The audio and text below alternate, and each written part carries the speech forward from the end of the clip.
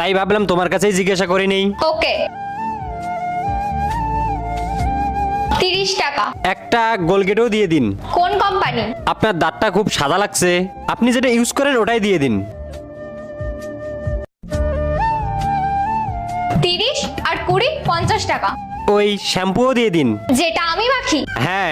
আর কিছু চাই তো বলো, যা যা আমি ইউজ করি সবকিছুই দিয়ে দিই। না, আর কিছু তো ইউজ করা যাবে না। সত্যি এগুলোই তো ইউজ করেন আপনি? তোর আমার স্কিন এতটাই ভালো লেগেছে যে এই সাবানটা নিয়ে যাবি? হ্যাঁ।